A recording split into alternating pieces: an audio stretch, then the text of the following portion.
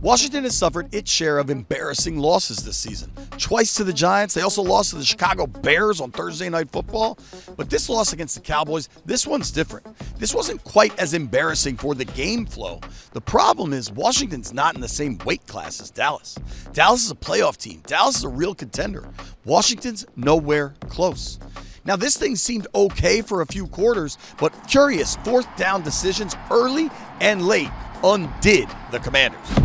4th and 1. Washington will go for it at the Dallas 39. Heavy box, handoff, hit in the backfield, dropped. Dallas had that overstacked. They got penetration. They stopped Robinson for a loss, and it's a turnover on down. I mean, those things just can't happen. Just from a timing standpoint, obviously, it's a short week, but we can't make any excuses. Those things can't happen in the football game, but.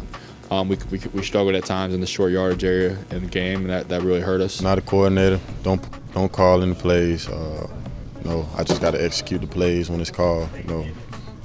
We hound on everybody doing their job. And I think the biggest deal for me is to focus on what I need to be doing. So if a play call come in on 4th down, I need to think about how I need to execute the play. Not worried about what the play call is. I can't control that. I got to control going out there and making it happen. Do you guys get more excited, less excited? Is it just another play when you know that you're going for it on 4th down? No. For me, personally, I just take every play, like no high too high, no low too low. I just try to be as even kill as possible and just control the moment. The 4th down decisions aren't the only problem.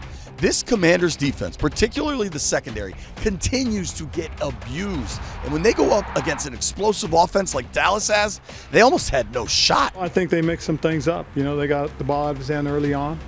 They ran some play actions, ran some bootlegs, and unfortunately, we just didn't get the pressure.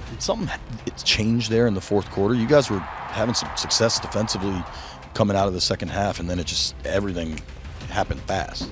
We just stopped making the plays we need to make. You know what I'm saying? That's really just it. It's always that same feeling coming back in the locker room and be like, it's not one person's fault, but it's kind of like collectively, like what else can we do to really all put it together? Because we, like you said, we come out in the 3rd quarter, it looks good, and then it kind of just crumbles.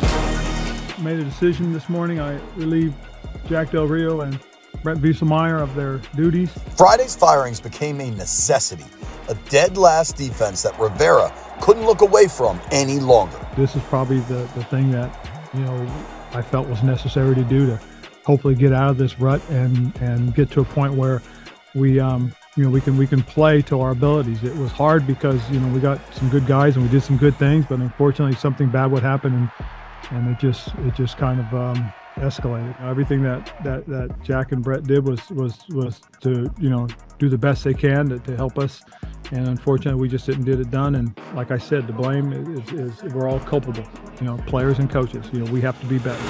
That last sentence echoed by Commanders managing partner Josh Harris. "We have not been good enough this season," he wrote in a statement. "But our resolve for the future is unbroken." He added, "We will not shy away from hard work, nor will we be deterred by adversity. The hard work to rebuild a once proud franchise is just starting from a very deep hole." Covering the Commanders, I'm JP Fiddler.